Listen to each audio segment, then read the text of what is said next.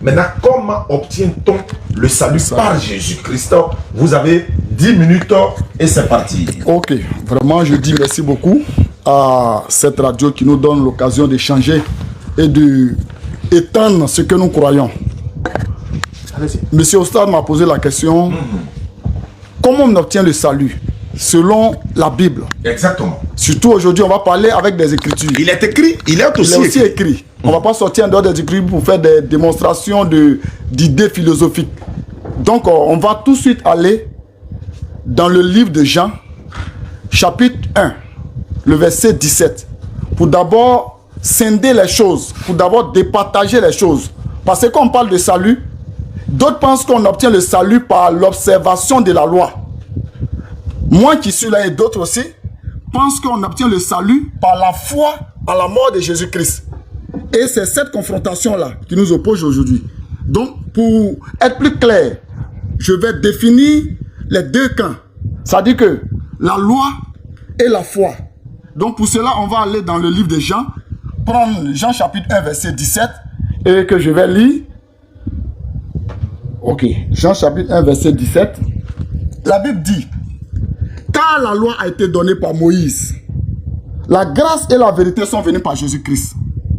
Nous voyons ici que il y a la loi et puis il y a la grâce. On voit deux personnages. Il y a Moïse et puis il y a Jésus. La Bible dit que Dieu fait chaque chose pour un but. Dieu donne la loi à Moïse. Pour quel but Dieu donne la loi à Moïse? Et pour quel but Dieu donne Jésus-Christ? Parce que Dieu a donné deux choses. Et les deux choses, chaque chose a son but. Donc on va d'abord voir le but pour lequel Dieu donne la loi.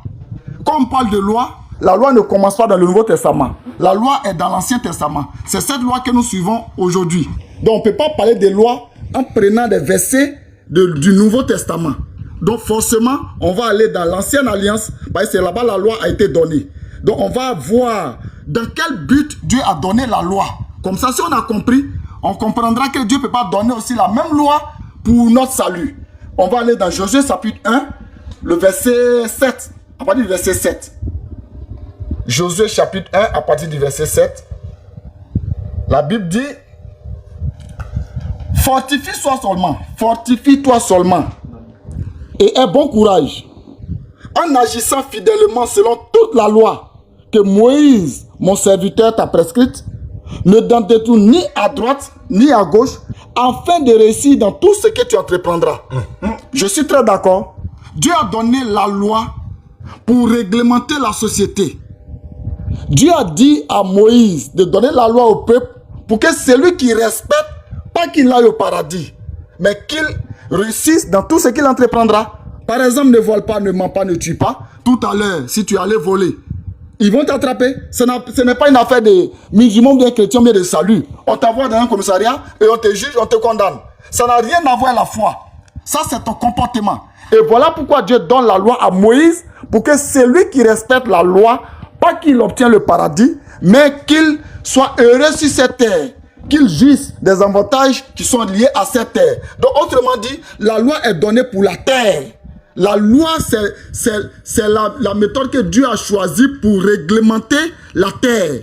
Donc, Moïse, c'est un homme terrestre. Moïse est de la terre. Donc, Dieu donne la loi à Moïse pour réglementer la terre. Donc, si on a bien compris le but de la loi, je ne suis pas contre la loi. Mais le but de la loi, c'est de réglementer la vie humaine sur cette terre des hommes. Je ne dois pas voler, je ne dois pas tuer, je ne dois pas mentir, je ne dois pas chercher la femme de mon prochain. Mais ce n'est pas dans l'intention d'aller au paradis. Parce que pour aller au paradis, dans la même ancienne alliance, en dehors de la loi des comportements, en dehors de ça, Dieu aussi a donné la méthode des sacrifices.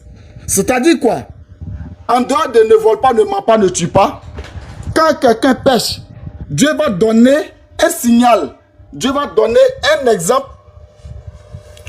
Comment on obtient le ciel? Pour le pardon des péchés.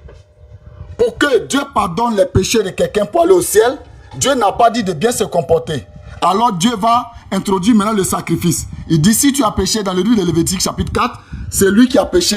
Il envoie un animal pur. L'animal pur, normalement la Bible dit que le salaire du péché c'est la mort. L'animal pur ne doit pas mourir parce que lui, il est pur. Celui qui a péché, normalement, doit mourir devant Dieu, doit aller à l'enfer. Et qu'est-ce qu'on fait? La Bible dit que celui qui a péché dépose sa main sur l'animal. En déposant sa main sur l'animal, ça symbolise qu'il transmet la responsabilité de ses péchés devant Dieu à l'animal. Donc désormais, l'animal qui était pur, c'est lui qui devient impur parce qu'il a pris les péchés de l'homme qui a péché. Et puisque le salaire du péché c'est la mort et que c'est l'animal qui porte maintenant le péché, alors l'animal meurt.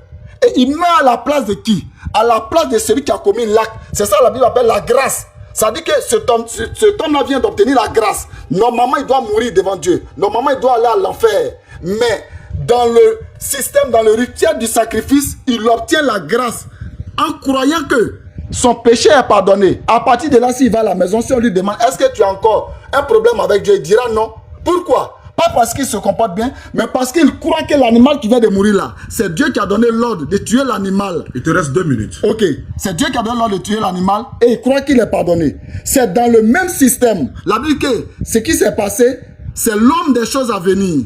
Et c'est dans le même système que Dieu transporte ça dans la nouvelle alliance. Et la Bible dit, cette fois-ci, au lieu de tuer l'animal, au lieu de faire tomber son péché sur un animal, la Bible dit dans Jean chapitre 3, verset 16, car Dieu a tant aimé le monde qu'il a donné son Fils unique, afin que quiconque, n'importe qui croit en lui, ne périsse point, mais qu'il ait la vie éternelle. Ça, ce n'est plus une histoire de loi, ce n'est plus une histoire de commandement. Là, maintenant, Dieu donne son Fils unique pour que la personne qui croit en lui a la vie éternelle. Là, c'est souligné clairement que c'est la vie éternelle. Donc, pour obtenir la vie éternelle, ce n'est pas une question de loi, ce n'est pas une question de bon comportement. Parce que d'ailleurs, si on demande à l'homme de bien se comporter par le ciel, qui peut lever la main aussi pour dire que lui peut respecter exactement les commandements de Dieu. Donc il faut qu'on lui fasse grâce. À cause de ça, Dieu nous donne Jésus-Christ pour nous montrer la mort de Jésus-Christ, c'est une preuve qu'on est sauvé. C'est une preuve que Dieu pardonne nos péchés. Et de la même manière, il a pardonné le péché dans l'ancienne alliance par le sang. De la même manière, Dieu ne change pas ses habitudes. Il pardonne le péché par le sang de la nouvelle alliance. Et à cause de ça, je dis, et la Bible déclare que c'est par la grâce que vous êtes sauvés, par le moyen de la foi. Et cela ne vient pas de vous, c'est le don de Dieu. Ce n'est ni par les œuvres en fait que personne ne se glorifie.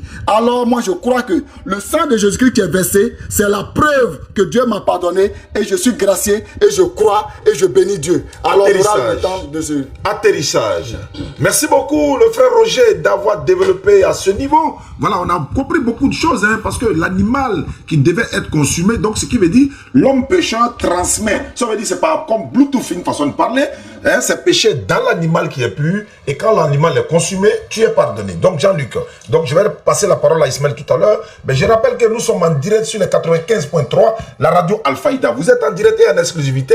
Tout à l'heure, vous allez appeler pour poser des questions. Ceux qui veulent également échanger avec Jean-Luc ou le frère Roger ou Ismaël Akar, voilà, parce qu'il faut des pasteurs aussi pour l'affronter. Je chôme en matière de débat. Mais il est fils des pasteurs. Donc là, tous les dimanches. Mais c'est bizarre. 16h, 18h, vous nous appelez, vous dites bon, moi je prends rendez-vous sur le thème que vous voulez. Parce que là, il faut qu'il soit confondu là.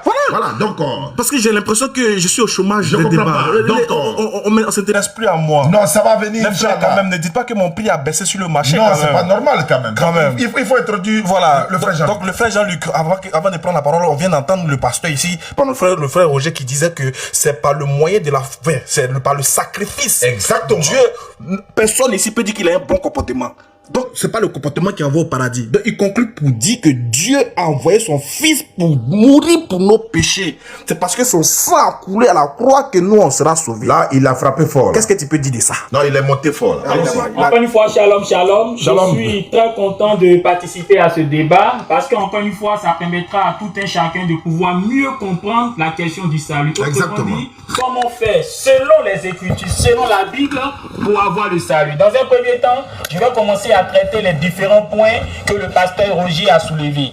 Il a parlé de Jean, on va dire Jean chapitre 1, le verset 17, où là il est dit que la loi est venue par Moïse, mais la grâce est venue par Jésus. Bien aimé, quand on dit que la loi est venue par Moïse, qu'est-ce que la loi? La loi, ce sont les commandements. Et parmi ces commandements, il était dit quoi? Il était dit par exemple que quelqu'un qui vole comment est-ce qu'on doit le traiter? Il doit rembourser le double. Il était dit par exemple que quelqu'un qui tue de façon volontaire, comment est-ce qu'on doit le traiter? On doit le tuer. Et dans la loi, il était dit également qu'un sorcier ou bien une sorcière, comment est-ce qu'on devait les traiter? On devait les tuer. Donc ça, c'est la loi. Donc selon la loi, voici comment on devait traiter les situations au cas par cas. Mais pourquoi dit-on que la grâce est venue par Jésus? Je t'explique très rapidement. Tu vois, dans la loi, il est dit que si quelqu'un te vole, il doit te rembourser le double de ce qu'il a volé. Mais avec Jésus, c'est la grâce. En quel sens? Jésus va te dire, quand quelqu'un te vole, n'attends pas de lui qu'il te rembourse le double. Mais il faut lui faire grâce, il faut le pardonner. Grâce, il faut le pardonner. Et donc c'est ça. Donc Dieu par Jésus-Christ va apporter la grâce, va apporter l'évangile du pardon. Pour dire quoi? Au lieu d'exiger ton droit, parce que selon la loi, tu as le droit de réclamer certaines choses selon les cas que tu subis. Mais Christ dit, au lieu d'exiger ton droit, il faut pardonner. Il faut laisser ton droit. Il faut laisser Dieu lui-même s'occuper du reste. Donc lui, il va enseigner le pardon. Donc c'est en cela que la grâce est venue par Jésus-Christ. Jésus dira par exemple, si on te gifle ici, normalement la loi dit coup pour coup. Donc au lieu de rendre un coup de façon équivalente, Jésus dit, il faut pardonner. Tu comprends? Donc la loi est venue par Moïse, mais la grâce est venue par Jésus. Voici l'explication tout simplement. Qu'est-ce que tu as dit encore? Tu as parlé de Josué chapitre 1, le verset 7, où Dieu dit à Josué, parce que là, Josué devait succéder à Moïse. Il devait maintenant conduire le peuple pour la conquête du pays de Canaan. Il lui dit de lire le livre de la loi. Et en lisant le livre de la loi, ça lui permettra d'agir sagement. Tu dis comme ça que ici, le but de la loi, c'est de nous permettre d'agir, comme on appelle ça, efficacement. Oui, en partie. En partie, pourquoi? Parce que ici, Dieu est en train de donner des conseils à Josué pour réussir sa mission. Parce que Moïse n'est plus. Et Josué devait le succéder. Et donc, en lisant la loi, l'objectif pour Josué, c'était de lui permettre d'être efficace dans l'exercice de sa mission. Tu vois un peu bien aimé, on dit souvent qu'un conseil ou encore une phrase n'a de sens que dans son contexte. Ici, Dieu venait de dire à Josué, Moïse, mon serviteur, est mort. Tu comprends? Il est mort. Donc lève-toi. C'est toi maintenant qui vas prendre le devant des choses. Alors pour réussir cette mission que pour laquelle tu es appelé, il faut lire le livre de la loi et ça te permettra de réussir la mission. C'est pas pour dire quoi? Dieu n'est pas en train de dire à Josué que le livre de la loi, là, son seul objectif, là, c'est de réussir la mission. Non. Mais dans le cas échéant, c'était pour permettre à Josué de pouvoir réussir sa mission en permettant au peuple de pouvoir conquérir Canaan. Tu comprends? Tu as dit quoi encore? Les animaux. Oui, les animaux. Tu as dit que dans la loi, effectivement, Dieu avait donné la loi pour dire comme ça que lorsque tu commets une faute, tu envoies un animal et puis voilà, Dieu pardonnait tes péchés. Et donc, tu établis l'équivalent entre cette façon de faire dans la loi et ce que Jésus a fait. Tu vois, bien aimé, dans la loi, là, lorsqu'on apportait l'animal, là, qui était chargé de tuer l'animal? C'était le sacrificateur. Tu comprends? Tu dis que Jésus-Christ est l'animal. Dis-moi, quel est le sacrificateur qui a tué Jésus? Tu vois un peu? Parce que ceux qui apportaient les animaux là, ils apportaient les animaux au temple. Tu vois? Et qui était au temple là-bas? C'était les lévites, les sacrificateurs. Et c'est ceux-là qui imposaient les mains et qui égorgeaient un animal. Tu dis que Jésus-Christ est l'équivalent de ce qui s'est passé sous la loi. Autrement dit, c'est lui qui est l'agneau. Alors dis-moi, qui est le sacrificateur qui a égorgé Jésus? Tu vois? Donc pour prendre un événement de la loi mosaïque pour l'appliquer à Jésus, il faut faire très attention. Déjà, ce que j'aimerais te dire, le sacrifice des péchés là, avec les animaux là, ce n'était pas pour n'importe quel péché. Parce que la loi disait quoi? Que quelqu'un qui tue de façon volontaire, on doit le tuer. Donc pour quelqu'un qui tue de façon volontaire selon la loi là, il ne doit pas apporter sacrifice d'animal pour demander pardon à Dieu. Les sacrifices d'animaux, selon Lévitique chapitre 4, le verset 2 à 4, on peut le lire si le temps n'est pas trop long. D'accord, on va le lire, c'est une Bible qui est là. D'accord. Selon Lévitique chapitre 4, le verset 2 à 4, les sacrifices d'animaux pour le pardon des péchés là, c'était pour les péchés involontaires. Je répète, Lévitique chapitre 4, le verset 2 à 4, le sacrifice des animaux pour le pardon des péchés là, c'était pas pour tous les péchés, c'était pour les péchés involontaires. Un péché involontaire là, c'est un péché où tu ne fais pas exprès. C'est-à-dire tu pêches par erreur. Tu comprends? Donc c'est pour ces cas de péché là que Dieu avait autorisé qu'on apporte des animaux pour les immoler afin d'obtenir son pardon. Autre chose encore que j'aimerais te dire, c'est pas l'animal qu'on immolait là, qui permettait au péché d'obtenir le pardon de Dieu. Quand tu prends le texte de Psaume 51, David dit quoi? Si tu prenais plaisir au sacrifice des animaux, moi David là, je t'aurais offert beaucoup d'animaux en sacrifice. Autrement dit, en holocauste. Mais en réalité, tu prends plaisir à un cœur brisé. D'autres versions de Bible disent, tu prends plaisir à la repentance. Tu comprends? Donc, c'est pas le fait de prendre un animal parce que tu as commis un péché de façon involontaire. Hein? C'est pas le fait de prendre un animal pour aller l'immoler au temple. C'est pas ça que Dieu regarde. Hein? C'est ta repentance. Et la repentance, c'est quoi? C'est le fait de regretter ta désobéissance. Et quand on regrette sa désobéissance, c'est parce qu'on est prêt à faire quoi? On est prêt désormais à appliquer la loi de Dieu.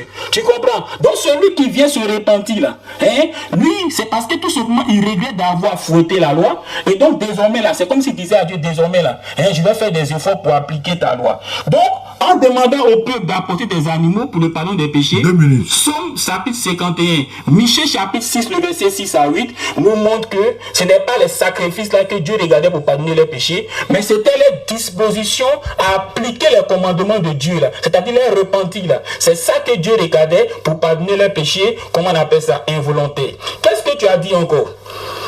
Tu as dit comme ça qu'en Jean chapitre 3, le verset 16, il est dit qu'il faut croire en Jésus pour avoir la vie éternelle. Pour toi, quand on dit croire en Jésus, ça veut dire que croire qu'il est mort pour nous. Bien aimé. Croire en Jésus là, ça ne veut pas dire croire qu'il est mort pour nous. C'est croire en qui il est. Jésus est qui? Matthieu chapitre 7, le verset 16. Jésus est le Christ, c'est-à-dire celui-là que Dieu a choisi et qu'il a envoyé dans le monde. Donc, croire que Jésus-Christ est le Christ, c'est-à-dire c'est croire qu'il est l'envoyé de Dieu.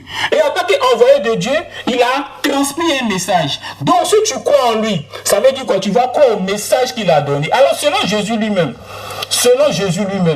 qu'est-ce que nous devons faire pour avoir la vie éternelle? Ça, c'est une question que Jésus a répondu de façon simple. Parce que cette question lui a été posée au moins 2 fois. D'abord, en Matthieu chapitre 19, le verset 16 à 17. Ici, c'est un homme qui lui a dit, bon maître, que dois-je faire de bon pour avoir la vie éternelle? Jésus lui a dit, tu connais les commandements, pratique les commandements et tu auras la vie éternelle. Dans un autre cas encore, ça c'est Luc chapitre 10, le verset 25 à 28. C'est un enseignant de la loi qui lui a dit, maître, que dois-je faire pour avoir la vie éternelle? Jésus lui a dit, tu connais les commandements, ne vole pas, ne tue pas, ne commets pas d'adultère. Pratique cela et tu auras la vie éternelle. Jésus ne lui a pas dit, attends que je vais mourir pour toi, tu vas croire en ma mort et avoir la vie éternelle. Atterrissage clair. Vraiment, le débat est tendu et l'émission est tendue. Nous, on est tendu dans le studio ici, mais ça va se savoir tout à l'heure. Le frère Roger va reprendre la parole, mais en attendant qu'il ne prenne la parole, je rappelle que nous sommes en direct et en exclusivité sur le 95.3, la radio Al-Faïda, depuis le terminus 32 de Koumassi. Donc, ceux qui veulent participer à cette émission, n'oubliez pas de nous contacter 01 02 97 74 13 01 02 97 74 13. Si vous appelez, on peut vous programmer pour le dimanche prochain. D'ailleurs, je t'ai sorti tout à l'heure, il y a des pasteurs qui ne sont pas vraiment contents. Ils sont là, ils suivent, ils disent non. Il va falloir qu'on vienne pour déconstruire tous ceux qui sont sur le plateau ici avec la grâce d'Allah. Mais avant de donner la parole au frère Roger, nous avons un autre frère qui devait venir, n'est-ce pas? Bon, il est déjà là. Il devait voilà, échanger avec Jean-Luc. Mais comme Ismaël Aka est là également, donc bonne arrivée, cher ami. Comment vous appelez? Koudou Cheikh Mohamed. Koudou Cheikh Mohamed. Ça vous dit quelque chose? Donc, vous êtes chrétien, évangélique. Voilà, vous êtes aussi notre invité ce soir. Voilà, donc vous êtes venu. L'objectif aujourd'hui, c'était pour échanger avec Jean-Luc. Ah, là. Mais c'était sur quel thème vous voulez échanger, s'il vous plaît? Approche-toi du micro. Voilà, il faut parler dans le micro de Jean-Luc. Voilà, parle dans le micro de Jean-Luc. Voilà, comme Jean-Luc même est là. J'ai suivi ces vidéos. Faut te rapprocher du micro. Voilà, tu as suivi les vidéos de Jean-Luc? J'ai suivi ces vidéos dans les réseaux sociaux. Effectivement. Voilà. Il a dit que. Auditeur en ligne. Il a dit que Jésus-Christ ne peut pas être Dieu. Bon, moi, c'est la première fois qu'il y a un pasteur qui dit qu'il ne croit pas que Jésus soit Dieu. Ah là, c'est vraiment choquant. Ça fait 2 maintenant. Ça fait 2. Roger aussi est là. Lui aussi, il ne croit pas que Jésus soit Dieu. Ah, ils vont grouper sur les deux. Hey, là, c'est gâté. Mais là, c'est. Lui, d'abord, après lui, c'est. Sur la divinité, là. Jésus-Christ. Mais il croit que Jésus est Dieu. Dans tout ça, là, moi, il se met la carte. T'as vu que moi-même, il n'a pas besoin de débattre avec moi. Il n'a pas besoin de se faire chrétien d'abord. Voilà. Donc, toi, c'est les pasteurs là, mais tu veux, non? Oui, faut pas les laisser. Surtout Jean-Luc même. Faut pas les laisser. Parce que ce qu'il a dit de la Bible là, c'est pas ça. C'est pas ça. Toi, tu n'as pas compris ou bien c'est pas ça? C'est pas d'accord. Tu fais mieux, non? Mercredi, 16h. Mais comment tu vois ça? Attends, voilà. Va ton programme, et puis on va mercredi, mais dimanche prochain. Entre mercredi et dimanche prochain. Tu viens dimanche, non? Oui. Bon, en attendant qu'il réfléchit, voilà, Roger va prendre la parole. Lui va prendre la parole. Toi et moi, on réfléchit à côté ici. Voilà, d'accord, voilà. Donc, frère Roger, voilà ce que Jean-Luc a dit. Aujourd'hui, on est gâtés, hein, parce que voilà, on a beaucoup de personnes dans le studio qui ne sont pas d'accord avec ce que Jean-Luc a dit et tout ça. Voilà, Guillaume Kofi, j'ai parlé du prophète Guillaume Kofi, voilà, missionnaire. Ils sont beaucoup comme ça qui ne croient pas que Jésus-Christ soit Dieu. Mais je pense que la vérité, ça va se savoir. Donc, allons-y, le frère Roger, tu as 10 minutes, on y va. Top chrono, c'est parti. Je vais essayer de monter encore très haut. Parce que le frère a touché beaucoup de points. Vraiment. On peut pas. C'est pas le moment d'avoir appelé. Ouais, c'est pas le moment d'appeler. Les auditeurs sont vraiment pressés pour appeler. On va attendre, ils vont faire encore une ronde. Voilà, il va parler 10 minutes, Jean-Luc 10 minutes. Et puis on ouvrir le téléphone pour poser des questions aux deux parties. Allons-y, Roger. Oui. Il a touché beaucoup de points. On ne peut pas décortiquer tous ces points-là. La Bible est vaste. Mais on va aller sur la ligne, ce qui est l'essentiel là. Voilà. Il a parlé de la loi. Aujourd'hui, on est sur la loi et la foi. Je suis d'accord que la loi que Dieu a donnée là, il y a différents types de lois. Même la foi, c'est une loi. Je suis d'accord. Dieu a donné la loi sur différents principes de vie. Par exemple, dans Malachie, pour que tes affaires puissent, pour que tu puisses gagner de l'argent, il y a la loi des dîmes. Dans le livre d'Exode, il y a la loi du bien-être. C'est-à-dire qu'un voleur, si on l'a attrapé, on doit le tuer. Donc, pour ne pas qu'on te tue, il faut respecter la loi. Il y a la loi sur les maladies. Par exemple, la maladie de la lèpre. Dieu a donné des lois dessus, comment être guéri de la maladie de la lèpre dans Lévitique. Et en plus de ces lois, il y a la loi maintenant du salut. Donc, la loi là, c'est un réseau qui est vaste. Il y a différents types de lois, tout ça on appelle la loi. Donc, je suis en train de dire que pour le bien-être, il y a la loi que Dieu a donnée pour ça. C'est pas sacrifice. Pour la lèpre, Dieu a dit qu'il faut prendre l'oiseau dans le livre de Lévitique et puis mettre du sang sur un canari. Ça, c'est pour guérir la lèpre. Pour les affaires que nous faisons pour avoir de l'argent, la Bible dit que dans le livre de Deutéronome, il faut payer ta dîme, donner aussi aux veuves et aux orphelins pour que Dieu te bénisse dans tout ce que tes mains vont te prendre. Mais je suis en train de parler de toutes ces lois-là. Il y a une loi maintenant qui est réservée pour pardonner le péché en nous et Dieu.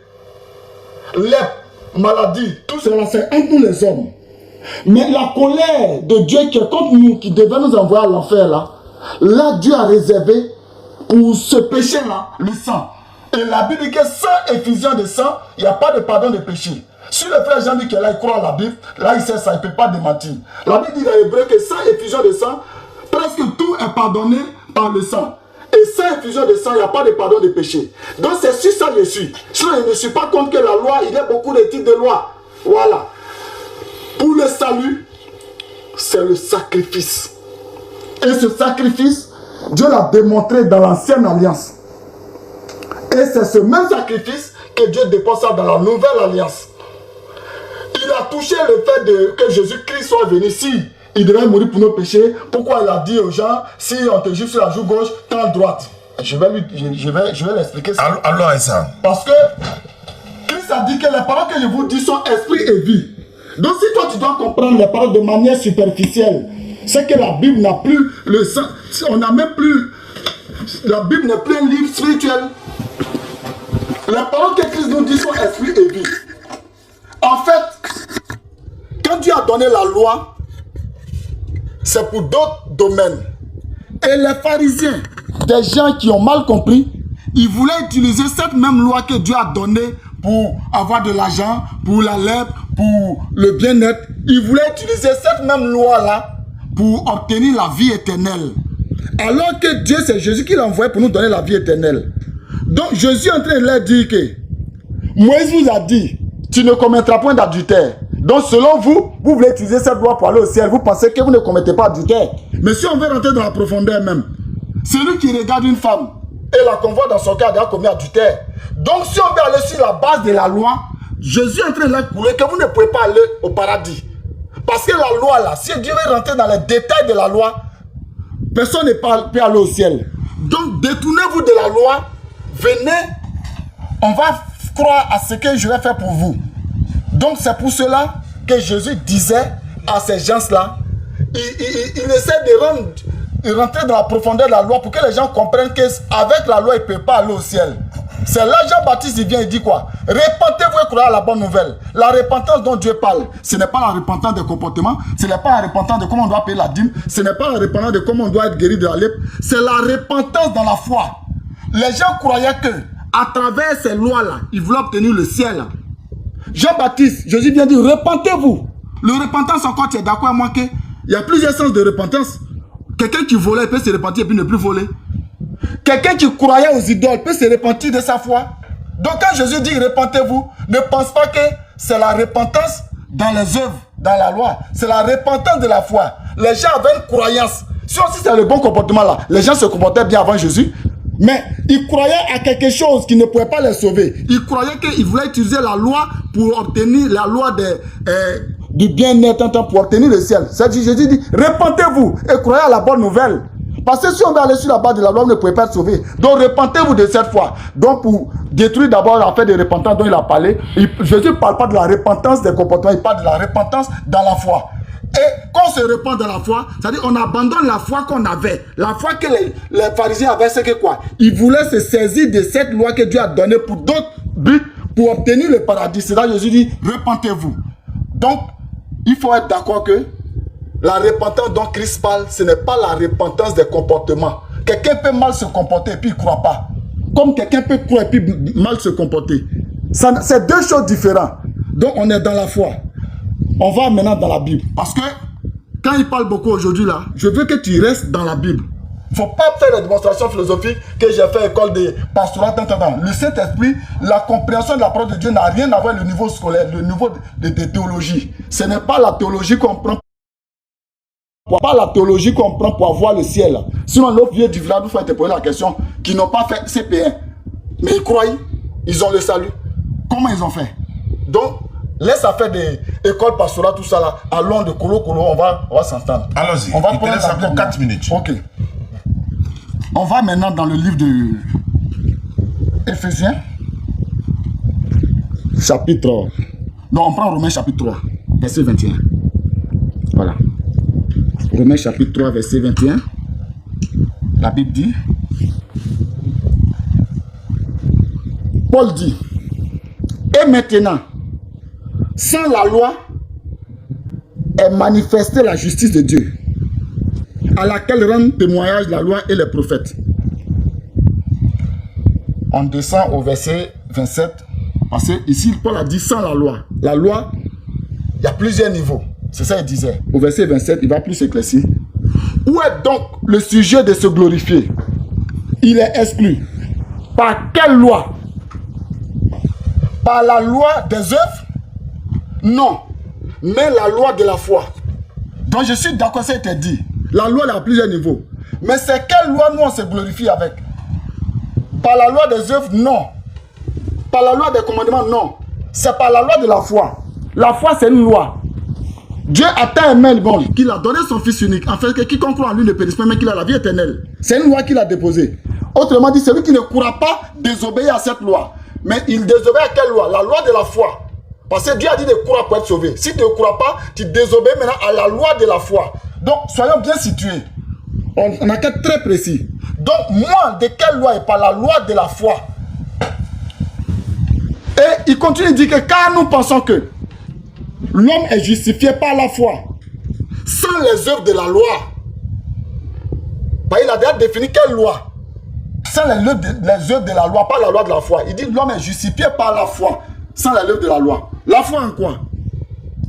La foi en sacrifice de Jésus-Christ. Parce que dans le livre de 1 Corinthiens chapitre 15, Paul même dit que selon les Écritures, Christ est mort pour nos péchés. Et si Christ n'est pas mort, notre foi est vaine. Alors, quelle foi Paul croyait? Paul croyait que le sacrifice de Jésus a expié nos péchés. Ça nous a donné accès au salut.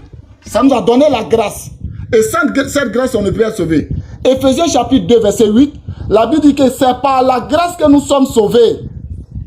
Ce n'est pas par le comportement. Ce n'est pas par la manière d'agir. Sinon, aucun homme sur cette terre ne peut pas lever le doigt pour dire que lui se comporte bien que l'autre. Si c'est sur la loi, si c'est sur les œuvres, les comportements, qui peut aller au ciel? Il dit que c'est par la grâce que nous sommes sauvés. Par le moyen de la foi. Et cela ne vient pas de vous. C'est le don de Dieu. Ce n'est point par les œuvres afin que personne ne se glorifie. Dieu ne peut pas donner son salut sur la base des œuvres de l'homme. Sinon l'homme dira que c'est lui-même qui s'est sauvé. Si Dieu donne son salut sur la base des œuvres, l'homme va penser que c'est lui qui a bien fait plus que l'autre, à cause de ça il est sauvé. Dieu est-il incapable de nous donner le salut gratuitement? Est-ce que Dieu va nous demander des conditions difficiles pour nous donner le salut? Dieu qui a tellement aimé le monde. Tu as une fois vu un père pour donner son héritage à son enfant. Il lui met des conditions. Du jour que tu es sorti dans le ventre de ta mère, elle te donne son héritage. Par grâce. Ce n'est pas par ton comportement. Oui, par le comportement on peut te punir. Mais ça ne t'enlève pas le droit d'être enfant de la personne. De la même manière où nous comprenons les choses des hommes, on peut comprendre les choses de Dieu comme ça. C'est par la grâce. Dieu nous a fait une grâce. Et cette grâce, on doit croire. D'accord. Si tu ne crois pas à la grâce, tu n'es pas sauvé. Et il a prouvé cette grâce par la mort de Jésus-Christ. Atterrissage. Je vais donner la parole à Ismaël Aka tout à l'heure. Après les 10 minutes de Jean-Luc, on va essayer d'ouvrir le téléphone pour que les questions doivent pleuvoir. Parce qu'il y a des gens qui essaient déjà d'appeler. Mais c'est Jean-Luc va intervenir tout à l'heure. Je rappelle que nous sommes en direct 95.3 Radio Al-Faïda. Exactement. Le jeune frère derrière, il veut dire quelque chose, mais je pense que soit on l'écoute et puis on finit avec Jean-Luc, je ne sais pas. Le frère qui est derrière vous voulez dire quelque chose, c'est ça, non? Approchez-vous du micro. Vous avez un message à donner? Approchez-vous du micro. Apparemment, tout ce qui s'est dit là, ça te boue, ça te fatigue, apparemment. Le bleu d'abord là, non? Faut rapprocher ta bouche du micro. D'accord. Merci. Moi, le seul problème. Ça, c'est ton problème, même c'est Jean-Luc même qui est ton problème là même. Lui, le problème, il ne croit pas que Jésus soit Dieu. C'est ça là qui te plaît pas. Jésus n'a jamais été crucifié. Tu as vu ça? Voilà. Alors qu'il est pasteur, hein? Bon, moi, je ne vois pas comme un pasteur. Vrai. Non. Moi, il veut changer lui. Mais comme. Moi, c'est ma faute, il n'est pas vite venu. Voilà, tu as vu, non? Parce que s'il venait quelqu'un, Jésus va faire retarder. Ah, il est où ça? Non. Il n'est pas dit. Il est terrible pour l'accompagner, quoi. Ok. Voilà. Donc, c'est ma. Mais toi, tu as Yopougon, non? Oui. Mais on peut se prendre à Yopougon au bureau là-bas. Il n'y a pas de problème. Par exemple, lui. Oui, c'est au bureau chez nous là-bas. Si c'est lui, c'est pas il n'y a pas de problème. On t'arrête, c'est lui, il n'y a pas de problème. Parce que quand il a lu la Bible là. Vraiment, ça te faut le redresser. Bah, Jean-Luc même, vraiment, les gens. Ah, d'accord. Parce qu'il écoutait, il a menti sur la Bible. Hey! Il veut le corriger même. Devant lui-même, tu dis ça. Oui, tu as la révélation. D'accord, il n'y a pas de souci sur. Bon. Eux sont des psychiatres là. Même à 19h là. Tu n'as pas dit. Non, à 19h15, il retrouvait quelqu'un. Mais. Moi, je suis maintenant venu ici là. Parce que c'était mon débat, mais voit que les deux. Oui. On a beaucoup d'invités. Mais si on te dit dimanche prochain aussi, est-ce que. Il n'y a pas de souci. C'est que c'est toi là, on va te laisser face à face à Jean-Luc. Ce jour-là, on prend pas quelqu'un. On vient ensemble, hein. Faut pas venir dans l'état du temps. Non, il y a des venus même. Nous, maman, tu nous donnes ton cours, on vient te chercher. Ton transport là, non, on te prend notre temps, on te prend notre faut te faire venir. Nous tous on a Yopougon. Nous tous on a Yopougon. Donc on te prend de Yopougon pour venir ici. Bon, il c'est ici là-bas, de vous. D'accord, c'est que sur toi ton cas là. Jean-Luc va finir son intervention tout à l'heure. On va tester quelque chose d'abord. Voilà, on peut faire ça, on sait jamais. Tu vas nous dire ce que tu reproches à Jean-Luc au travers des Écritures. Voilà. Sur ce, donc les frères, soyez tout à. N'oubliez pas le numéro, c'est le 0102 97 74 13. On met en commentaire que moi il met un peu le feu. Il essaie de pimenter la sauce. Vous savez qu'une sauce sans piment, sans les agréments, c'est pas intéressant. Actuellement, il y a tous les condiments, mais il manque quelques ingrédients. Donc, comme le frère de l'autre côté, il dit, lui, il veut en découdre avec Jean-Luc.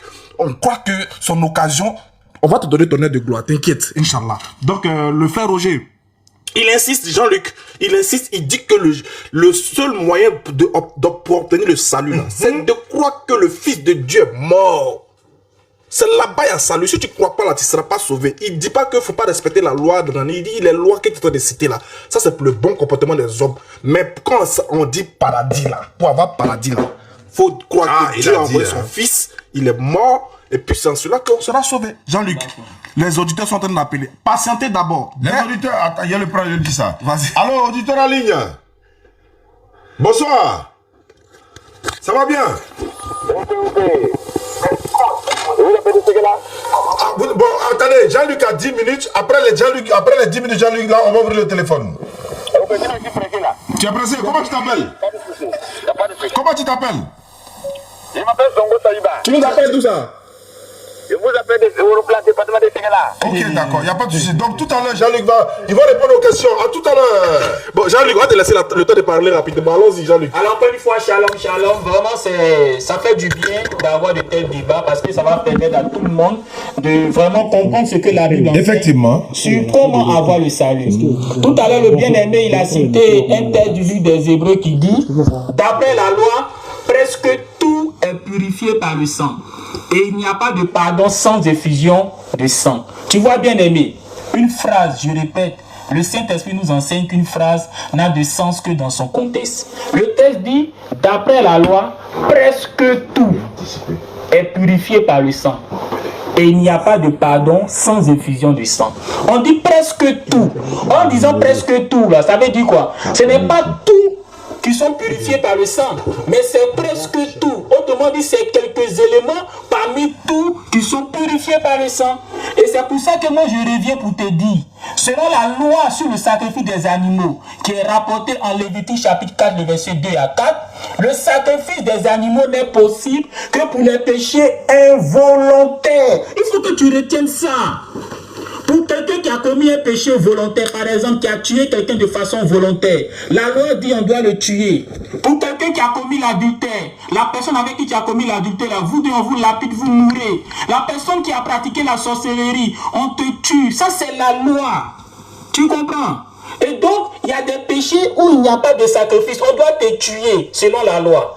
Mais pour les péchés qui sont involontaires, la Lévitique chapitre 4, le verset 2 à 4 nous dit, tu peux offrir un sacrifice, tu vas au tabernacle, tu apportes ton sacrifice et c'est le prêtre qui est chargé d'immoler ton sacrifice. Mais ma question reste toujours posée.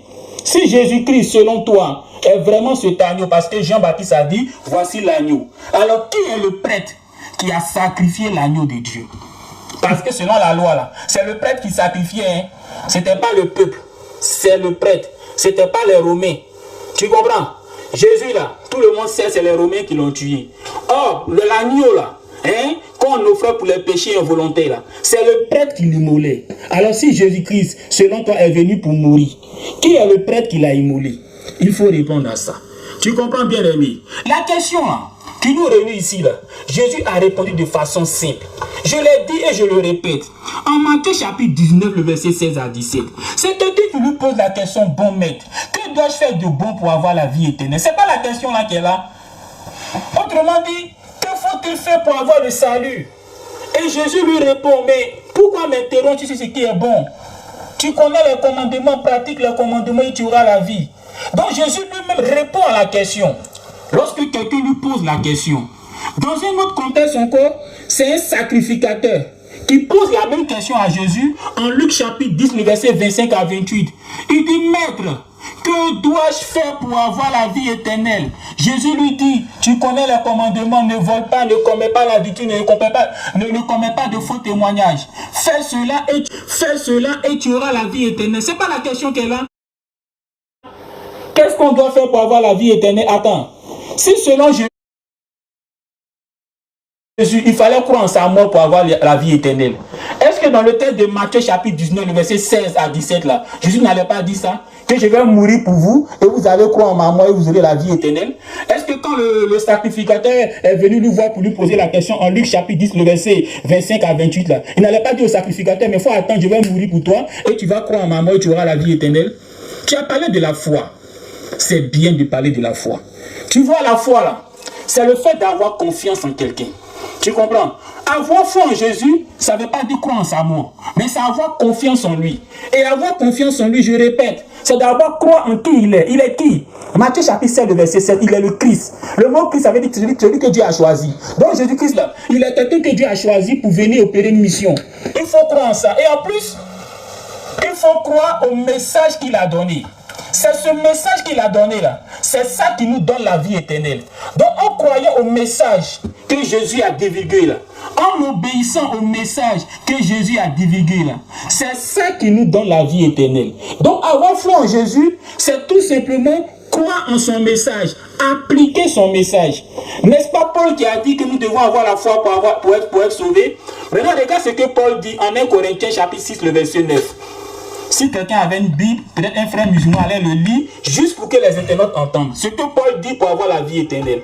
1 Corinthiens chapitre 6, le verset 9 à 10. S'il te plaît, mon frère Oustad Diané ou mon frère Ismaël Aka, tu peux faire la lecture. Vas-y, tiens, voilà ça. Parce que c'est Paul qui a parlé de la foi. Il faudrait que Paul nous dise ce qu'il faut faire pour avoir la vie éternelle. 1 Corinthiens chapitre 6, le verset 9 à 10. 1 Corinthiens chapitre 6, verset 9 à 10. 1 Corinthiens chapitre 6, verset 9 à 10. Il est écrit, sachant que Christ est ressuscité des morts, ne meurt plus. C'est bien ça? 1 Corinthiens 6. 1 Corinthiens, pardon, on est dans verset 9. Ah, 1 Corinthiens. Ok, 1 Corinthiens 6, verset 9 à 10. Ok, 1 Corinthiens, je pense à... Écoutez, chers internautes, chers frères et sœurs, écoutez avec l'Esprit Saint. Paul qui a parlé d'avoir foi en Jésus pour avoir le salut, là, il va nous expliquer ce qu'il faut faire pour avoir le salut. 1 Corinthiens 6, verset 9 à 10. Oui, le frère musulman. Je lis la parole du Seigneur. 1 Corinthiens 6, verset 9 à 10. Ne savez-vous pas que les injustes n'hériteront point le royaume de Dieu? Ne vous y trompez pas. Ni les impudiques, ni les idolâtres, ni les adultères, virgule, ni les efféminés, virgule, ni les infâmes, virgule, ni les voleurs, virgule, ni les cupides, virgule, ni les ivrognes, ni les outrageux, ni les ravisseurs, virgule, n'hériteront le royaume de Dieu. Alléluia. Amen. Amen. Amen. N'est-ce pas le commandement que Paul est en train de citer ici? Il dit les voleurs ne vont pas entrer dans le paradis. Il dit les avares les malhonnêtes ne vont pas entrer dans le paradis. Il dit les idolâtres ne vont pas entrer dans le paradis. Il cite ici quoi? Les œuvres de la loi. C'est la loi qu'il est en train de citer ici. Il dit ceux qui pratiquent ces choses-là, qui sont contraires à la loi là, ne vont pas hériter le paradis. Donc tu vois, quand Paul dit de croire en Jésus, d'avoir foi en Jésus là, c'est ça. C'est appliquer l'évangile, c'est appliquer l'enseignement que Jésus a donné. Tu vois, quand j'ai dit que Jésus-Christ, selon la Bible, en Jean chapitre 1, le verset 17, nous a apporté la grâce. Tout à l'heure, tu as expliqué, mais tu n'as pas su bien expliquer. Tu as dit que Jésus-Christ a dit, celui qui regarde une femme a déjà commis l'adultère avec elle. En fait, ce n'est pas ça la grâce que Jésus-Christ a prêché. Par exemple, lorsqu'ils ont apporté une femme qui a commis l'adultère, c'était un piège. Normalement, il devait venir avec celui avec qui elle a commis l'adultère. Et admettons qu'il venait avec celui avec qui elle avait commis l'adultère. Jésus, son objectif là, c'est d'enseigner la grâce. C'est d'enseigner les gens à pardonner. En leur demandant, celui parmi vous qui n'a jamais péché, de lui lancer la première flèche. Eux-mêmes là, ils savent que quelque part, ils ont déjà fouetté. Alors Jésus dit, si vous pensez que vous êtes pur, vous n'avez jamais péché là, hein, lancez-lui la première pierre. Autrement dit, appliquez la loi aux deux personnes qui ont commis l'adultère là. Vous voyez, Jésus-Christ est en train de les emmener au pardon. Parce que selon la loi, quand quelqu'un te vole, je rappelle, quand quelqu'un te vole selon la loi, il doit rembourser le double de ce qu'il a volé. Jésus te dit, il ne faut pas exiger ce droit-là. Il faut lui pardonner. Jésus dit quoi? Si quelqu'un commet l'adultère, il faut lui pardonner. C'est cette grâce-là que Jésus est venu apporter. Dans la loi, il n'y avait pas ça dedans. Dans la loi, là, il n'y avait pas ça dedans. Moi, une seule loi dans la loi où Dieu dit, si quelqu'un commet une faute, pardonner. Il n'y en avait pas. La loi dit, voilà la sanction. S'il fait ça, voilà la sanction. S'il fait ça, voilà la sanction. Jésus dit, c'est vrai que tu as le droit de le sanctionner ainsi, mais il faut pardonner. C'est en cela que la grâce et la vérité sont venues par Christ. Tu as parlé encore de la foi. Jacques nous a expliqué c'est quoi la foi. Quand on prend le texte de Jacques chapitre 2, le verset 14 à 26, Jacques entre dans les détails. Il dit c'est quoi la foi? Il dit la foi là, elle se traduit par les actes. Elle se traduit par l'obéissance au commandement de Dieu. Il a parlé même de qui? Il a parlé d'Abraham, le père de la foi. Il dit c'est parce qu'Abraham a obéi à ce que Dieu lui a demandé de faire. C'est pour ça qu'il a été déclaré juste. Quand Dieu lui a dit d'offrir son fils, il a obéi. C'est pour ça qu'il a été déclaré juste. Donc c'est son obéissance là qui lui a valu quoi? D'être déclaré juste. Il a parlé encore de d'autres serviteurs de Dieu qui sont déclarés justes. Pourquoi? Parce qu'ils ont obéi. Et c'est comme ça qu'à la fin, Jacques dit, la foi, si elle n'est pas traduite d'acte là, elle est morte. Autrement dit, la foi là, hein, Elle est vaine. Elle est vaine si tu n'obéis pas au commandement de Dieu. Atterrissage. Merci beaucoup Jean-Luc. Ceux qui nous suivent à travers le monde, 97.3 Radio Al-Fayda. C'est tous les dimanches de 16h30 à 18h. La voix des religieux ou encore la voix des religions. Tout ça là, ça passe par la grâce d'Allah. Et on peut recevoir des kémites, voilà, des païens, des athées. Voilà, vous êtes tous les bienvenus. Voilà, vous aurez quand même quelqu'un en face de vous. Le frère qui est derrière, il est vraiment pressé pour vraiment confronter Jean-Luc, parce qu'il faut quelqu'un quand même pour lui montrer, hein, voilà, ce qu'il est en train de dire, ils ne sont pas d'accord. Donc le frère Roger également est là. Donc vous avez tous fait 10 minutes, je pense que, voilà, suite à un message, et puis après on va passer aux auditeurs. Voilà, un message rapidement pour nos auditeurs, nos TikTokers, nos Facebookers, ceux qui nous suivent, et nos YouTubers aussi, ceux qui nous, parce qu'on est suivis, on est très suivis, hein. Je vous rappelle que sur les différentes pages TikTok, on est plus suivis par plus de 800 personnes de chaque. On voit aussi sur YouTube, on est suivi par plus de, en fait, quand on fait le total, à plus de 2000 personnes, 3000 personnes qui nous suivent, sans compter les auditeurs de la radio Al-Fayda 95.3 qu'on ne saurait dénombrer. On est très suivis un peu de partout, donc le micro sera ouvert. Mais je tiens à préciser que dans les commentaires sur TikTok, il y a les gens qui sont un peu vexés. Ils disent, comment est-ce que sur un plateau musulman, deux chrétiens peuvent débattre? On dit que ici, là, ne regardez pas le fait que ce soit des musulmans. Si vous connaissez une radio, télévision chrétienne qui peut organiser les débats, invitez-nous. Il n'y a pas de souci. Invitez les frères, vous verrez si on ira ou pas. Mais comme pour l'instant, c'est la radio Al-Fayda 95.3 qui nous offre ses antennes, qui nous fait la grâce, la clémence, la faveur, la bienséance de nous donner son antenne, ses antennes. On profite pour échanger. Les frères, là, vous pensez qu'ils ne sont pas conscients que nous sommes musulmans? Ils savent que nous sommes musulmans. Pourquoi eux, ils ne voient pas un problème d'échanger? Et puis vous voyez un problème en cela? Ne dit-on pas que nous sommes dans un pays laïque, dans un pays de frères, que les musulmans et les chrétiens sont des frères? Alors si ça fait quoi d'inviter nos frères à échanger, souvent avec nous ou souvent entre eux? Nous aussi, si vous connaissez des gens qui veulent débattre avec nous, qui sont musulmans, invitez-les, on va débattre sur des sujets. Débat, c'est pas palabre. Merci beaucoup. Merci beaucoup. C'était la précision détail. Il est très important de préciser cela, Inch'Allah. Donc, on va ouvrir le téléphone. Mais sûrement que le retour va poser le problème. Mais je pense que je vais écouter les questions. Et puis, on va essayer de, voilà, transmettre les questions. Les micros, les cax là. Oui. Les cax là. Ils sont dans les micros. Voilà, les auditeurs vont entendre. Moi, je peux entendre d'un côté. Toi, tu portes ton micro et ton casque. Oui. Puis tu m'envoies le micro. Il y a ça ici. Il n'y a pas de souci. Voilà, un côté prend les micros. Voilà. Et puis, voilà, les auditeurs peuvent appeler. Allez. Donc, vous pouvez appeler au 02 97 74 13 01 02 97 74 13 pour poser question aux deux parties ou encore pour demander à participer à l'émission La Voix des Religions. Miss Sanogo, on y va. Alhamdulillah Rabbil Alamin, c'est tous les dimanches de 16h30 à 18h, auditeur en ligne. Allô, allô, allô. Allô, auditeur en ligne. Allô, bonsoir. Bonsoir, vous nous appelez d'où? Je vous appelle de Worofla, département de Séguéla. Il nous appelle de Worofla, département de Séguéla. Comment vous appelez?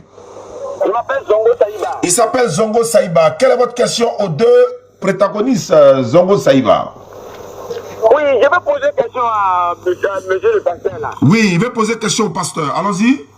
Je vais lui dire que leur croyance n'est pas bonne. En tout cas, Jésus-Christ est innocent. Pourquoi Dieu va envoyer Jésus-Christ pour venir le tuer, pour vous sauver? Il demande pourquoi Jésus-Christ, pourquoi Dieu va envoyer son fils venir l'immoler pour vous sauver. Il dit, lui, c'est pas concevable en fait. Voilà, il dit, voilà, c'est lui, c'est ça. C'est sa position à lui, c'est pas un jugement. Il dit, comment se fait-il que Dieu envoie son fils venir l'immoler pour vous sauver? Donc, vous avez eu 2 minutes pour répondre. Ensuite, Jean-Luc va répliquer sur la même question de Zongo Saïba depuis Worofla. Merci beaucoup, Zongo Saïba. On y va. D'accord. Le frère demande pourquoi Dieu va envoyer son fils Jésus-Christ. Oui, en d'autres termes, Dieu n'avait pas un autre moyen si ce n'est envoyer le fils. Voilà, c'est ce qu'il veut dire. Ce que je veux dire à mon frère, c'est qu'on ne peut pas dicter nos manières de faire à Dieu. Dieu fait ce qu'il veut. Dieu fait ce qu'il veut. Si Dieu veut, il immole quelqu'un pour le pardon de nos péchés. Si Dieu veut, il laisse ça comme ça. D'ailleurs même, le fait même de respecter la loi pour être que vous pensez que c'est ça qui nous sauve. Dieu aussi n'est même pas forcé de nous dire de respecter la loi. Dieu peut rester dans son ciel là-bas et puis dire, bah, à partir d'aujourd'hui, vous pouvez rentrer au paradis. Est-ce que moi aussi je te poserai la question, mais est-ce que Dieu est obligé de nous faire respecter des commandements pour nous sauver? Donc, cette question-là, je pense que ça y va de la souveraineté de Dieu. Dieu, il fait ce qu'il veut. c'est lui qui a établi les sacrifices, c'est lui qui a établi le respect des lois, c'est lui qui a établi toutes choses et il fait ce qu'il veut. Clair. Donc voilà pourquoi Dieu, dans sa souveraineté, procède par le moyen des sacrifices. Merci. Pour le salut. Merci beaucoup. On va prendre un auditeur avant que Jean-Luc ne réponde. Allô, auditeur en ligne. Allô, bonsoir. Bonsoir, cher ami. Vous nous appelez d'où? Je vous appelle de Dabou. Il nous appelle de Dabou. Comment vous appelez? C'est M. Pia. Monsieur Pia nous appelle de Dabou. Quelle est votre réponse, Monsieur Pia? Bon, ma question est la suivante. Par exemple, c'est un exemple que je prends. Il prend un exemple. Je n'ai pas dit que c'est général. Il ne dit pas que c'est général, mais c'est un exemple qu'il prend. Voilà. Je suis dans une cour commune où, lorsqu'il y a une fête chez les musulmans, oui, la Tabaski, oui, où ils immolent la bête, oui, ils partagent avec leur communauté, bon, la communauté musulmane, oui, ainsi que la communauté chrétienne. oui. Le monsieur est catholique, oui, l'autre est musulman. oui, Mais lorsqu'il y a les fêtes chrétiennes, par exemple à Noël, oui, lorsqu'ils immolent, par exemple, le poulet, oui, qu'ils préparent, ils donnent aux musulmans. oui, le musulman ne mange pas. Certains ne mangent pas. Certains ne mangent pas. Voilà. Donc, quand ils immolent la fête, ils offrent aux chrétiens, les chrétiens mangent. d'accord. Il y a d'autres chrétiens qui se déplacent pendant les fêtes de Tabaski pour aller manger chez les musulmans. D'accord, monsieur Pia. Moi, je voudrais savoir, sur ce côté, qu'est-ce que le Coran dit? Oui. Voilà, selon ça. Voilà, donc je récapitule la question de M. Pia pour ceux qui n'ont pas entendu. M. Pia pose la question ici, savoir, lors des fêtes musulmanes, quand voilà, les musulmans offrent de la nourriture aux chrétiens, ils prennent, ils mangent. Quand c'est autour des chrétiens qui offrent de la nourriture aux musulmans, on trouve qu'il y a un problème. Pourquoi si c'est fait alors que chacun a sa fête, etc. etc. Alors que, M. Pia, ce qu'on peut vous dire, c'est une très bonne question, mais on va inviter un imam. Il va venir ici spécialement pour répondre aux questions des auditeurs sur ces ambiguïtés et tout. Aujourd'hui, nous parlons du salut. Sinon, la question est bien posée et on peut donner la réponse, mais vraiment, c'est un peu hors contexte par rapport au débat du jour, M. Pierre. Je ne sais pas si vous me comprenez depuis d'abord. Okay, c'est bien noté. Sinon, je vous suis. Oui. Voilà, c'est ma préoccupation qui est là. Vraiment, M. Pierre, on vous promet. Les communautés sont croyantes. Exactement. Voilà. Moi, je voudrais avoir un éclaircissement dessus. D'accord. Il n'y a pas de problème. On vous promet dans les jours à venir, il y a un imam spécialiste dans la charia, etc. Voilà, dans les lois islamiques. On va l'inviter. Édition spéciale. Les auditeurs vont appeler pour poser toutes les questions qu'ils veulent savoir, les musulmans et les non-musulmans. Donc, on va revenir. Monsieur Pierre nous appelait de Dabou. Jean-Luc, voilà ce que le frère a dit. Alors, shalom, pour la question précédente, il a demandé, mais pourquoi Dieu a besoin d'envoyer son fils pour nous pardonner nos péchés? Oui. Déjà, ça montre que la question, elle est vraiment bien posée. Tu vois, bien aimé, quand on offre un sacrifice, déjà, on offre le sacrifice à quelqu'un. Alors, quand Dieu envoie son fils, d'après ce que dit la plupart des chrétiens, pour le sacrifier, il le sacrifie à qui? Ça, c'est une question à laquelle tous les chrétiens doivent répondre. Quand il envoie son fils pour le sacrifier, il le sacrifie à qui? À lui-même ou bien à quelqu'un d'autre? Vous voyez, la Bible dit, selon le texte de Jérémie, chapitre 32, le verset 35, je ne sais pas si on peut le lire, Dieu dit, il ne prend pas plaisir au sacrifice humain et cela ne lui est jamais monté au cœur. Et il a répris le peuple d'Israël pour ça, parce que le peuple d'Israël sacrifiait les enfants, il tuait les enfants pour l'offrir à d'autres dieux. Et Dieu les reprend pour dire, sacrifier un homme là, lui Dieu là, il ne prend pas plaisir à ça et d'ailleurs cela ne lui est jamais monté au cœur. Alors Dieu va parler comme ça et c'est lui qui a sacrifié quelqu'un. Il y a un problème. Pour que les péchés des autres soient pardonnés. Mais regarde, moi, j'ai fauté contre toi, je t'ai fait du mal. Maintenant, pour que toi, tu me pardonnes, tu décides de faire tuer ton enfant, afin que moi, je puisse croire que tu as fait tuer ton enfant, et en retour, je dois obtenir ton pardon. Tu vois, ça n'a pas de sens. Il y a un problème. Le bon sens aurait souhaité que, pour que tu me pardonnes, au moins tu auras accepté que je reconnais le mal que j'ai fait, et là, au moins, tu peux m'apporter ton pardon. Tu as dit comme ça que Dieu, il fait ce qu'il veut. Comme Dieu pouvait décider de dire tout le monde entrer au paradis. Admettons que Dieu le fait. Nous tous on rentre au paradis. Et parmi nous, il y a des brigands. Parmi nous, il y a des palabreurs. Qu'est-ce qui va se passer au paradis là? D'accord. On va gâter le paradis. C'est pour ça que Dieu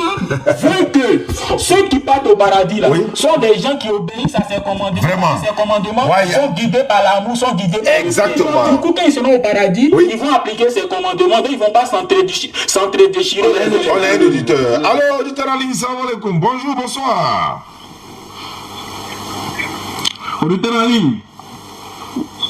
Bonsoir, monsieur. Oui, vous vous écoutez dans le live, mais il va falloir écouter le téléphone, c'est encore plus rapide. Bonsoir, vous nous appelez d'où? J'ai une question pour l'imam. Présentez-vous, s'il vous plaît. Bon, pour moi, c'est monsieur Lacoste, j'étais à Djamé. Oui, allons-y. Quelle est la question aux internautes ou disons aux débatteurs? Ma question est... vous m'écoutez? On t'écoute, monsieur. Ma question est, est-ce qu'un vrai musulman a le droit de faire des fétiches? Un vrai musulman, d'abord, est-ce qu'un vrai musulman a le droit de faire des fétiches? Même un faux musulman, il n'a pas le droit de faire des fétiches. Même un faux musulman, il n'a pas le droit de faire des fétiches. Appelez-vous un vrai musulman. Merci beaucoup, Lacoste, depuis ta position. Et à la prochaine. Le corps du boisson rempli des sacrifices. Et apparemment, tous ceux qui posent ces sacrifices sont des musulmans. Oui, tu as la preuve de ça? Voilà, je veux bien savoir.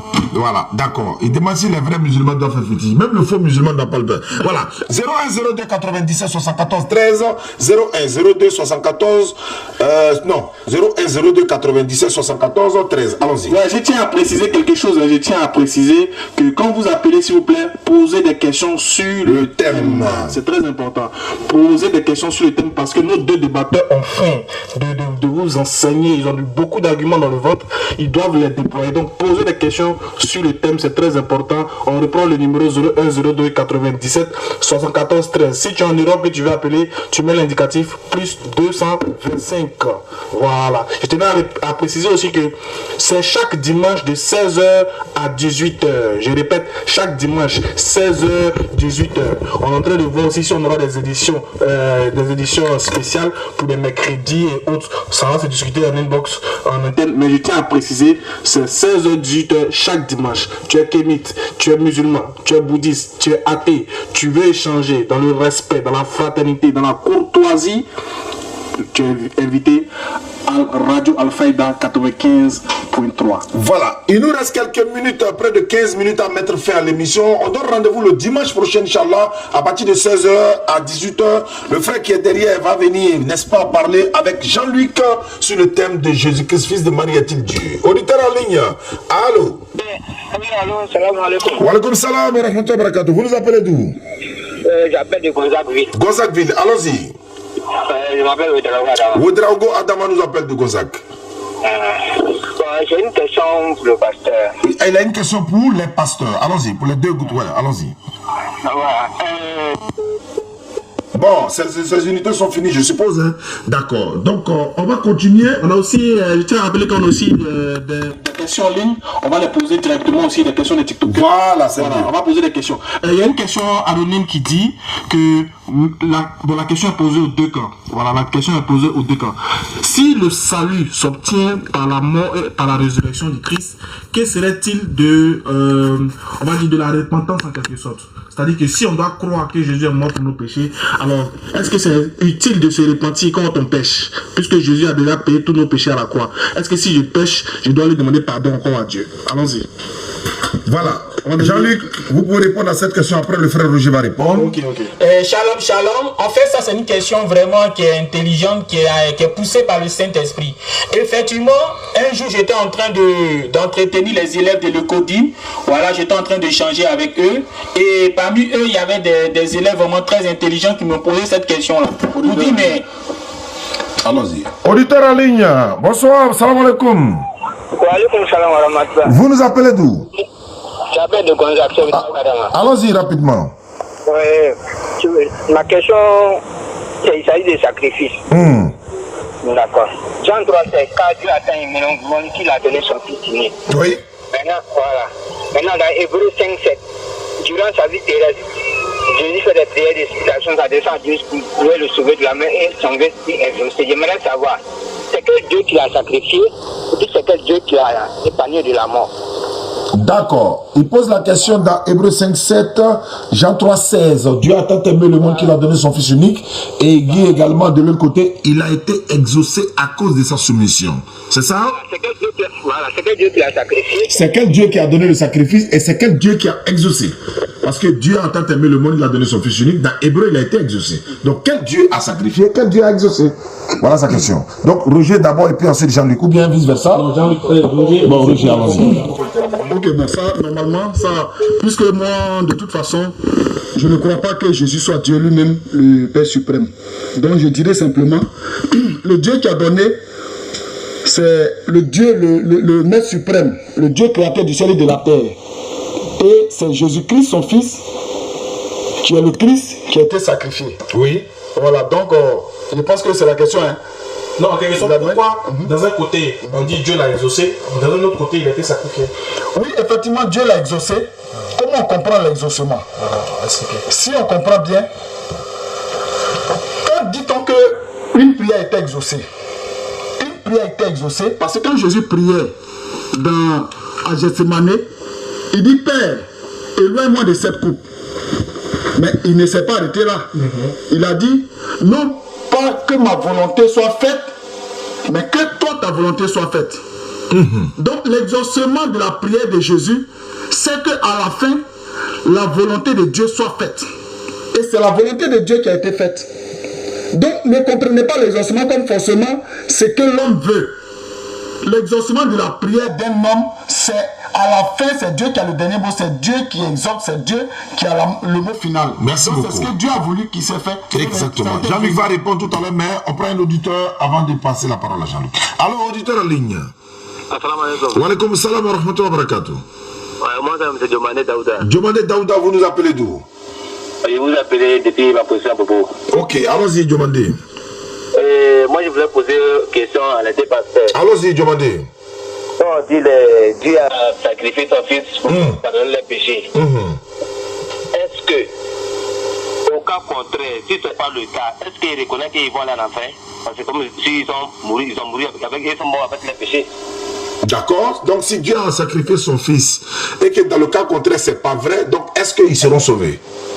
Voilà, c'est ça. D'accord. Ils ont bien compris la question. Jean-Luc, tu réponds à la première et la deuxième, et puis l'autre va répondre à la Alors, première. encore une fois, shalom, shalom. Alors, c'est une question qui est intéressante.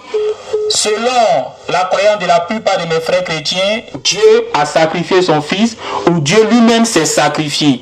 Mais déjà, quand on sacrifie, là, on sacrifie à quelqu'un. La question est de savoir, quand Dieu a sacrifié son Fils ou bien quand Dieu s'est sacrifié, il s'est sacrifié à qui? Parce qu'un sacrifice, là, c'est destiné à une divinité. Donc, Dieu qui fait le sacrifice, là, il l'offre à qui? Ça, c'est déjà une question à laquelle il faut répondre. En Matthieu chapitre 26, au jardin de Gethsémane, lorsque les gens venaient attraper Jésus pour le faire tuer, car c'était ça l'intention, il a fait une prière, il a dit, Père, éloigne cette coupe de moi. Et il a fait 3 fois. Et il a dit, mais pas comme je veux, mais comme tu veux. Hébreux chapitre 5, le verset 7 dit, ce jour-là, il a prié avec des prières et des supplications et il a été exaucé. Tu vois, bien aimé, ces deux textes-là, le Saint-Esprit voudrait qu'on les analyse en même temps. C'est pour dire quoi? Quand Hébreux 5, verset 7 dit que suite à cette cri, suite à cette supplication, Dieu a exaucé Christ, donc il a exaucé par rapport à quelle des demandes? Par rapport à sa demande principale. Et sa demande principale est que Dieu éloigne la coupe de lui. C'est comme par exemple toi qui es dans ta voiture et ta voiture file à vive allure pour aller tomber dans un trou. Comment tu sais que si ta voiture tombe dans le trou, tu vas mourir. Et puis tu dis, Dieu, vraiment sauve-moi de cette mort. Mais non pas comme je veux, mais comme tu veux. Et on dit que Dieu t'a exaucé.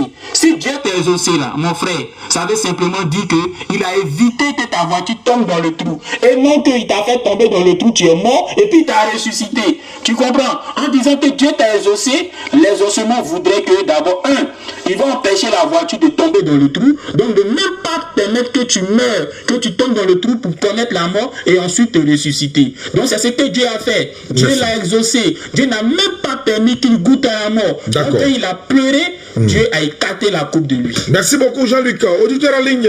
Bonsoir, salam alaikum. Wa alaikum salam, bonsoir. Bismillah. Qui est journal? Comment vous appelez et vous nous appelez d'où? Ouais, Divo. Vous nous appelez de Divo. Comment vous appelez? Ouais, Moussa Mohamed. Allons-y rapidement pour votre question. Il nous reste quelques minutes. Voilà, la question pour les personnes qui croient que Jésus est venu mourir. Le jude sera sauvé, mais il ne sera pas sauvé. J'ai pas compris? Il dit, comme le pasteur là, il dit que Jésus est venu mourir pour notre péché. Là, il demande si Jésus sera sauvé, mais il va être sauvé. La question est de savoir, quand vous proclamez, ou encore l'un de vous dit que Jésus-Christ est venu mourir pour nos péchés, dans ces conditions-là, ou encore dans ces conditions-là, Judas sera-t-il sauvé? C'est sa question. Une très bonne question. Comme Jésus est venu mourir pour nos péchés, est-ce que Judas sera sauvé? Jean-Luc en premier, et puis après le frère Roger. Alors tu vois bien, mais cette question, Jésus lui-même a répondu à Pilate en disant, c'est pourquoi celui qui m'a livré à toi a commis un plus grand... Jean 19, verset 11. Tu comprends?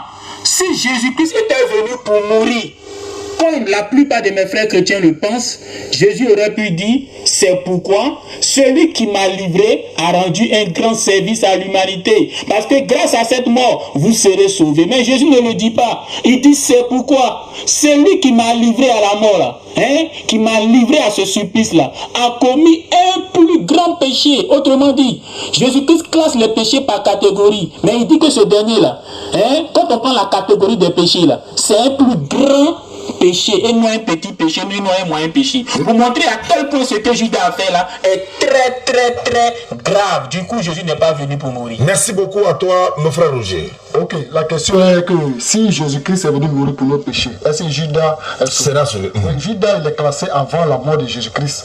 Il dirait plutôt, tous ceux qui sont morts avant la mort de Jésus-Christ, même dont nous croyons, et ou bien même avant même Jésus-Christ, ils ont leur salut. Il y a quelque chose que Dieu avait mis en place pour leur salut. Donc, Dieu, c'est une question de temps. C'est important ça. Dieu, c'est une question de temps et des époques.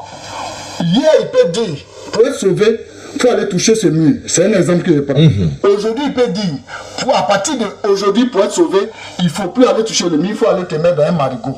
C'est les exemples que je donne. Donc, il faut déterminer bien les étapes.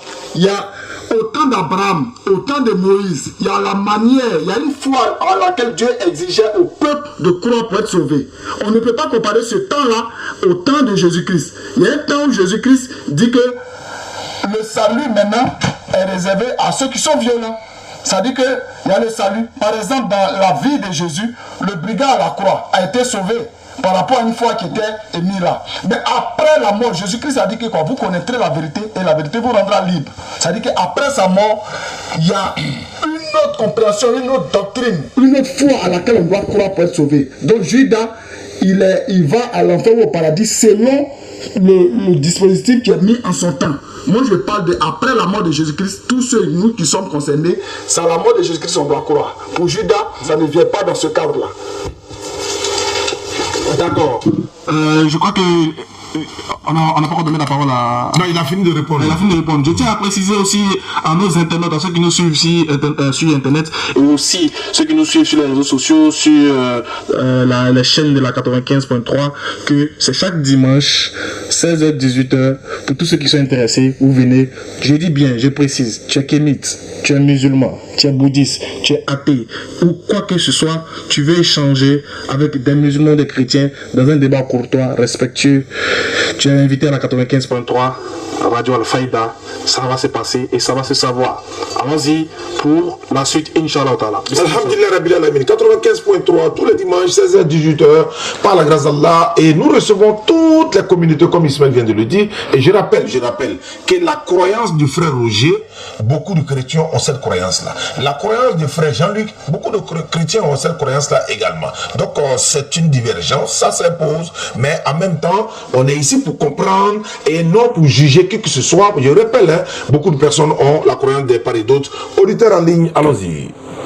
Allô, auditeur en ligne. Oui, allô. Oui. Walaikum salam, vous nous appelez d'où? C'est Angré. Angré, bismillah, quelle est votre question?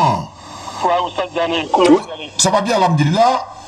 Je salue Aka, vraiment, je suis vraiment, je suis très content de vous attendre. Alhamdulillah, ça nous va droit au cœur. Moi, c'est Abdelaziz. D'accord, bismillah, question-réponse.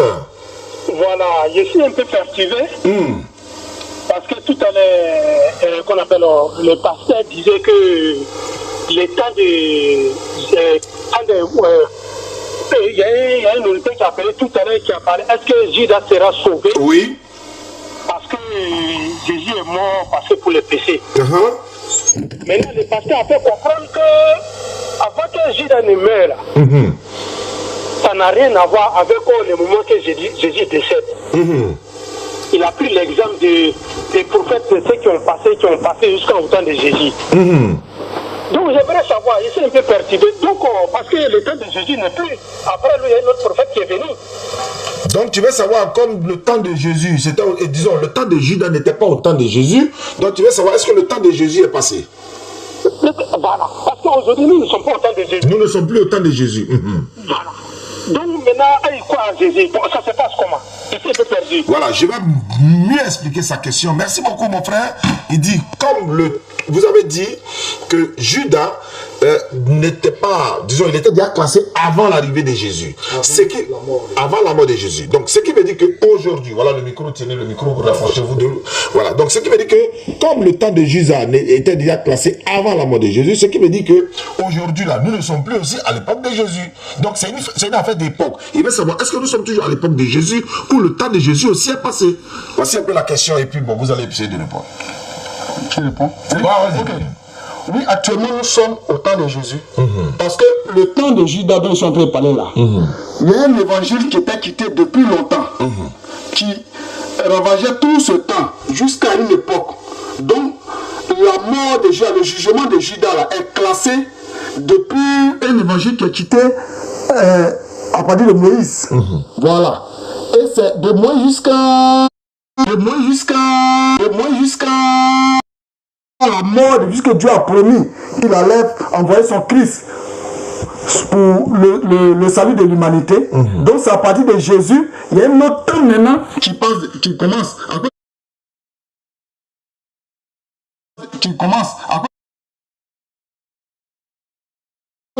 La nouvelle alliance. Judas est classé dans l'ancienne alliance. Parce que si le testament, ça dit que quoi? La vie de Jésus là, ça est dans l'ancienne alliance. C'est après la mort de Jésus-Christ que commence l'évangile. Par la foi, ce n'est pas au temps. Le temps de Jésus, ça prend en compte le temps de Moïse jusqu'à là. C'est la mort de Jésus qui marque maintenant la fin de l'ancienne alliance et le début de la nouvelle alliance. Je prends un verset pour clarifier rapidement. Romains chapitre 1. Et après qu'il prenne le verset, on va donner la parole à Jean-Luc. Et puis on va maintenant donner les 20 minutes restantes aux frères pour essayer de voir, voilà, donner un peu n'est-ce pas, l'atmosphère de ce qui va arriver le dimanche prochain. Allons-y, frère Roger. Romains chapitre 10, verset 1. Après le verset 1, il dit, frère, le vœu de mon cœur m'a prié à Dieu pour eux, c'est qu'ils soient sauvés. Je leur rends le témoignage qu'ils ont dit pour Dieu, mais sans intelligence. Ne connaissant pas la justice de Dieu et cherchant à établir leur propre justice, ils ne se sont pas soumis à la justice de Dieu. Car Christ est la fin de la loi pour la justification de tous ceux qui croient. Christ est la fin de la loi. Avant la loi, comme il a dit, la loi des code, on pourrait tenir le salut dedans parce que si Dieu avait disposé toutes ces choses-là. Mais Christ c'est quoi? Christ c'est le salut, Jésus-Christ, le côté Christ, le fait de se crucifier, de mourir pour nos péchés qui identifient notre salut. Christ est la fin de la loi pour la justification de tous ceux qui croient. Autrement dit, pour être justifié maintenant, il fallait croire à la mort de Christ, pas à la disposition qui est mise pour avant. Merci beaucoup. Donc, le temps de Jésus est situé dans l'ancienne alliance. D'accord, je pense que l'auditeur a compris. Jean-Luc, alors shalom, vraiment je suis très content, je bénis le nom du Seigneur qui pourvoit de tels débats. Alors la question elle est bien posée. Est-ce que Judas, il est classé avant la mort de Jésus ou après la mort de Jésus? Le bien-aimé vient de répondre que Jésus a fait la nouvelle alliance et Judas n'est pas dans cette nouvelle alliance. Bien-aimé, tu as oublié, il me semble, Luc chapitre 22, le verset 19 à 23. Judas était là. Quand Jésus a pris le pain et puis le vin, il a donné aux 12 apôtres et il a dit, ceci est le sang, ceci est mon corps. Cela représente le sang de la nouvelle alliance. Donc Judas a pris part aux emblèmes, il a pris part à la Sainte Seine. Et donc Judas faisait partie des 12 qui ont conclu la nouvelle alliance ce jour-là. Tu comprends? Donc Judas a pris part à, comment on appelle ça, à la Sainte Seine. Du coup, il fait partie de la nouvelle alliance. Tu as cité quoi encore? Tu as cité Romains pour dire que Christ est la fin de la loi. Effectivement, il est la fin de la loi, mais la fin de quelle loi? Parce que le même Paul que tu as cité là, c'est lui qui dit en 1 Corinthiens chapitre 6, le verset 9 à 10, que celui qui pratique l'idolâtrie, celui qui pratique le vol, celui qui pratique l'ivrognerie, etc., ne va pas entrer dans le paradis. Donc Christ est la fin de quelle loi? Il s'agit de la loi pour le sacrifice des animaux pour les péchés involontaires. Lévitique chapitre 4, le verset 2 à 4. Dieu avait dit que quand tu commets un péché involontaire, tu dois apporter un animal qu'on doit immoler. Tu comprends? Et Christ a mis fin à cette loi. Parce que justement, Hébreu nous dit quoi? Que Dieu n'a pas pris plaisir au sacrifice là. C'est pour ça que Dieu lui-même a formé un corps pour le Christ. Et Christ est rentré dans le monde. Et Christ, quand il est venu, qu'est-ce qu'il enseignait? Il enseignait la grâce. Il enseignait que désormais, le pardon s'obtient par quoi? Par la repentance. Vous voyez, le pardon désormais s'obtient par la repentance. Et déjà, il nous enseignait la repentance entre nous-mêmes, en disant que nous devons nous pardonner les uns les autres, afin que Dieu aussi nous pardonne. Donc, comme nous pardonnons les uns aux autres, Dieu permettons à Dieu de nous les uns aux autres, Dieu permettons à Dieu de nous les uns aux autres, Dieu permettons à Dieu de nous les uns aux autres, Dieu permettons à Dieu de nous pardonner, sinon de pouvoir avoir accès à la vie éternelle. Merci beaucoup, atterrissage. Ok. Bien aimé, rebonsoir. Il faut t'approcher du micro. Parce que voilà. L'endécoudeur. Voilà, écoutez, moi je pense qu'il va falloir qu'on quand même on te donne les 20 dernières minutes. Jean-Luc est présent. Et puis bon, voilà, tu vas t'approcher de mon micro. Et puis vraiment, on va commencer. Non, tiens, on va le donner pour voilà. Voilà. Il s'approche du bouton, on va transférer ça. Voilà, donc voilà. Ça peut arriver. Ou bien, donne-moi ça. Non, c'est bon, il va prendre ça. Voilà, tu t'approches du micro et puis on va parler. Donc, tu dis, voilà Jean-Luc en face de toi. Alors, qu'est-ce que tu le reproches exactement? Il m'a dit, sur les réseaux sociaux là, il y a un verset là. Tu n'as pas aimé? Bon, il n'a pas aimé. Il a pris la crucifixion ou la... Non. C'est la journée de Jésus-Christ. Voilà. Il a pris un verset, Colossiens 1,15. Il a pris ça dès ce jour-là, moi maintenant là. Il a pris Colossiens 1,15. Il est l'image du Dieu véritable, le premier de toute la création. C'est à cause de ça que tu es venu. Hein. Non, c'est pas. Il y en a beaucoup. Bon, c'est pas ça, mais c'est le chien lui-même ici. Alors, ça, on vous laisse. Sinon, pardon. Non, il n'y a pas de problème. Tu peux donner le verset, moi je peux donner le verset. Colossiens 1,15. Ouais, il est l'image du Dieu véritable, le premier de toute la création, car en lui tout a été créé, trône, dignité, autorité, tout a été créé par lui et pour lui. On dit, attends, moi, lire. Voilà, il faut dire ça. Tiens, Lyon. Peut-être que je ne sais pas à jour. Colossiens 1,15, voilà, vas-y. Colossiens 1,15. Ouais, il est sur la page. Voilà. Voilà, Colossiens ici. Voilà, Colossiens. Voilà. Après ça, Voilà, 15. Voilà, Voilà. 15. Il a pris ces versets-là. On dit, Jésus est l'image du Dieu invisible, le premier-né de toute la création. Mais lui pose ces versets. Il faut parler dans le micro là. Voilà. On dit, Jésus-Christ est l'image du Dieu invisible, le premier-né de toute la création. Bon, comment lui, il peut poser ces versets-là pour dire que Jésus a été créé? On dit le premier-né de toute création. On dit le premier-né de toute création. Dès la création là, Jésus existait. On n'a pas dit que le premier-né que Dieu a créé, non. On dit le premier-né de toute création. C'est de la création là, Jésus existait. Voilà. Donc, faut pas pousser pour dire que Jésus a été créé. Donc, c'est qui va répondre à ça. Comme lui-même est là. Shalom, vraiment, merci beaucoup, bien aimé, d'être venu pour exposer ta préoccupation. Normalement, c'est comme ça que les choses doivent se passer au sein de nos églises, au sein de nos dénominations. Nous, pasteurs, nous devons accepter des contradictions. Nous devons accepter que nos fidèles, s'ils ne sont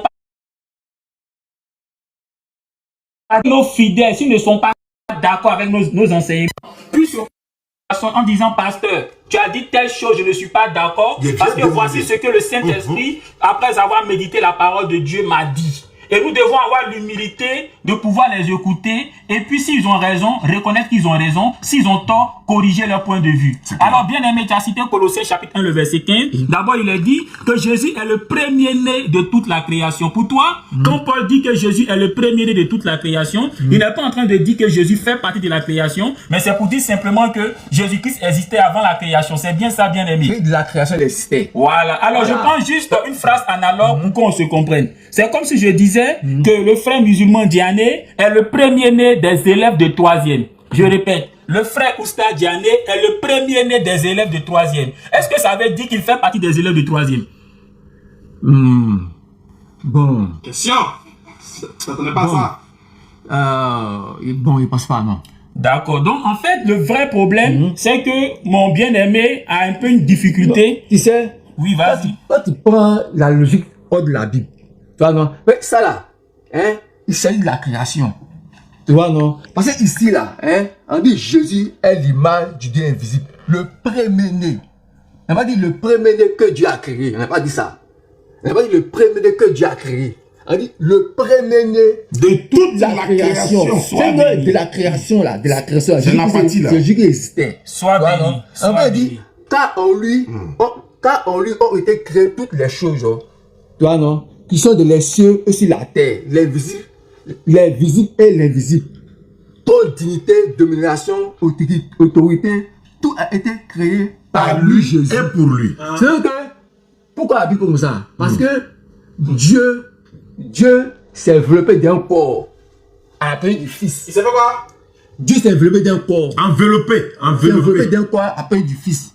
Donc, c'est pas la Bible que Dieu a créé le monde par son Fils. Tu vois, non? Donc, pose la question. Voilà. Il faut répondre, hein, parce qu'il Oui, est en train de Dieu dire. a créé le monde par le Fils. D'accord. Parce que, comment, si le Fils, si Jésus-Christ n'est pas Dieu, mais comment, si Jésus n'est pas Dieu, mais comment toi, Dieu là, non, hein, ne crée pas tout seul. Et puis tu crées forcément par ton Fils. Avec son fils. Mais C'est un problème. Il va te Comme répondre. tu as dit beaucoup de choses, Oui, il peut oui. parler un peu. Vas-y, frère. Bon, pas Voilà. C'est comme tu me disais, Dieu, il peut guérir les gens directement. Mais pourquoi quand même Dieu passe par ses serviteurs pour opérer les miracles? Pourquoi quand même Dieu utilise Élie pour ressusciter la vie d'une veuve? Pourquoi quand même Dieu utilise Elisha pour ressusciter aussi la vie d'une veuve? Pourquoi Dieu lui-même là, depuis le ciel là, il ne ressuscite pas les gens, mais il passe par ses serviteurs? Pourquoi Dieu utilise Jésus pour ressusciter Lazare? Pourquoi Dieu utilise Moïse pour séparer la mer Rouge? Pourquoi lui-même depuis les cieux là, il ne fait pas directement? La Bible dit bien aimé, je réponds rapidement.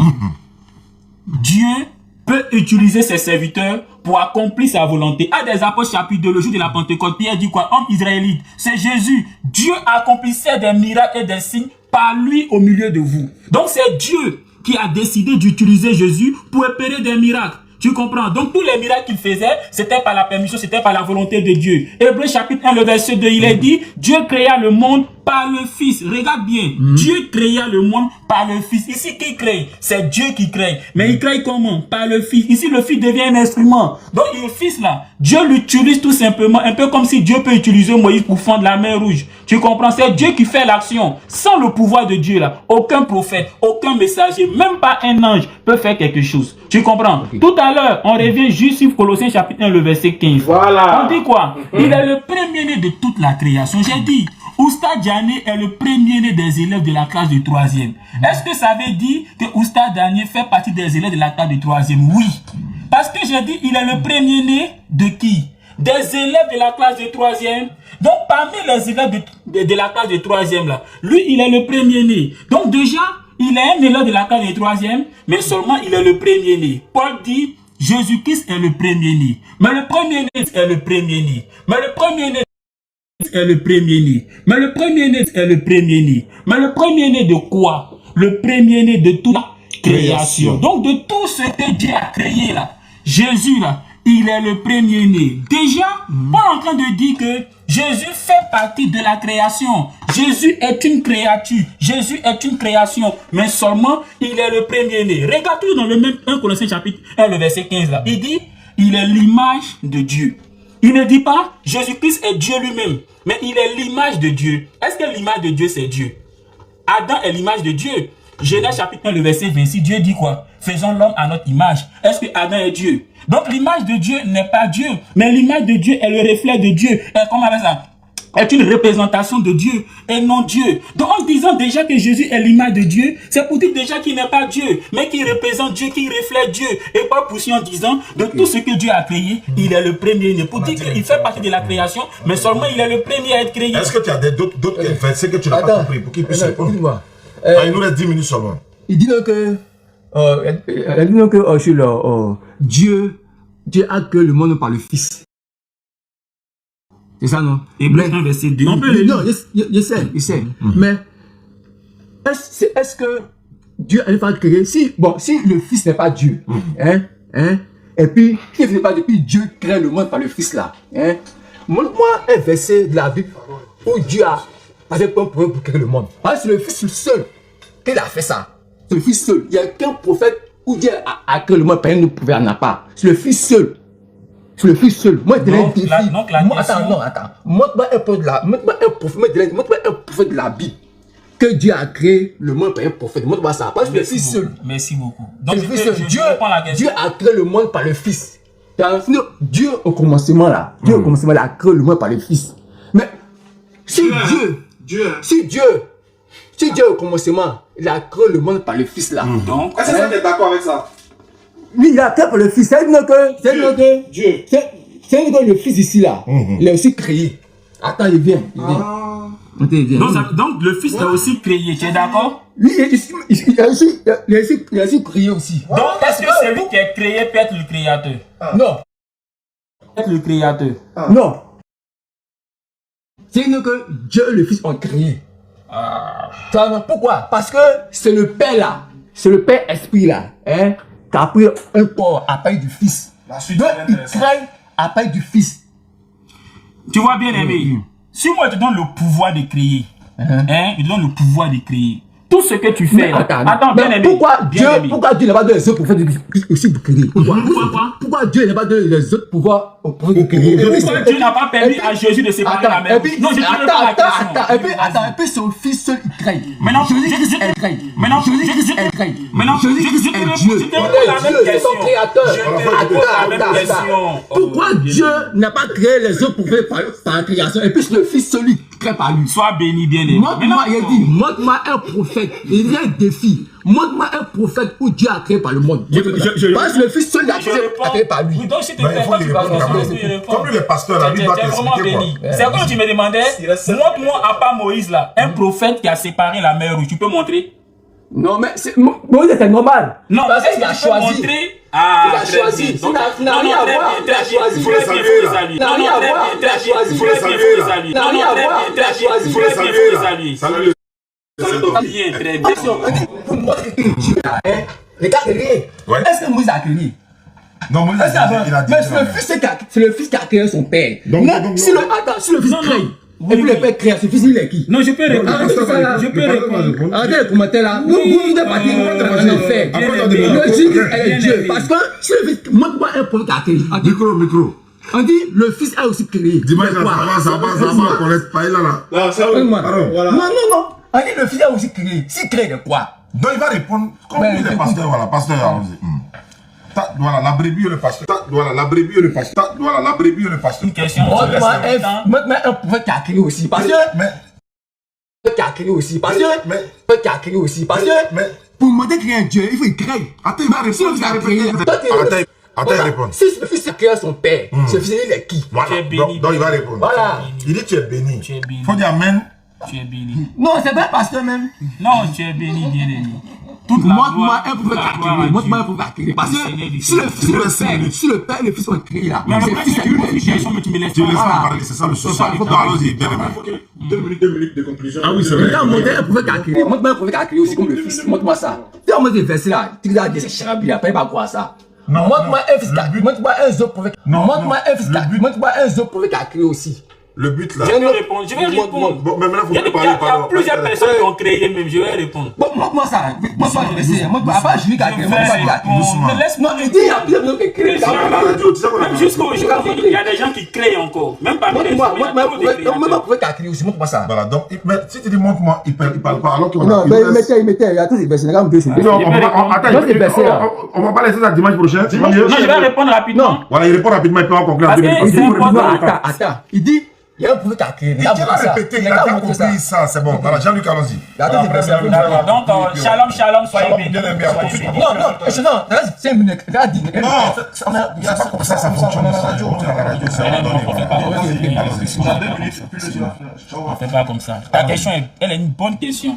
Mais il faut donner le temps à l'autre pour pouvoir répondre. Allons-y, Jean-Luc. Que toute la gloire soit à notre Dieu.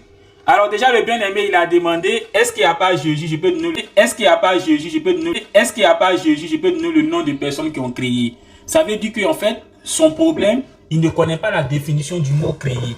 Parce que pour la plupart de mes frères chrétiens, eux par créer ils entendent faire venir à l'existence quelque chose à partir du néant. C'est ça. C'est la seule définition qu'eux ils ont du mot créer. Or si on pouvait rapidement prendre un dictionnaire ici. Je ne sais pas si un frère musulman peut prendre un dictionnaire. On va se rendre compte que... On va de la Bible. On va de la Bible. Non, on va de la Bible. On va de la Bible. Ça sera difficile de bien aimé. Quand c'est comme ça, tu ne peux pas échanger même avec quelqu'un. Même pas sur la Bible, mais dans la vie courante. Même pas sur la Bible seulement, mais dans la vie courante. Parce que quand toi tu parles, tu ne donnes pas l'occasion à l'autre de parler. Mais ils disent ce qu'il a dit, c'est pas ça qu'il parle. Je peux répondre. Quand on va finir l'antenne là, on va c'est là que dimanche prochain me calmer. Ah, bon d'accord, ok. Donc Jean-Luc Alon, tu as une minute. Mais il voulait redire ce qu'il a dit là, c'est ça seulement. Bon, il nous reste 3 minutes. On ne pourra pas. Bon, frère Roger. Non, écoute-moi, non, écoute-moi d'abord. C'est la création. Non, écoute-moi, c'est la création bien exercée. Donc frère Roger, vous avez 1 minute 30 secondes pour conclure. Ok. Merci pour ceux qui nous écoutent. Je pense que chacun de nous a développé ce qu'il croit.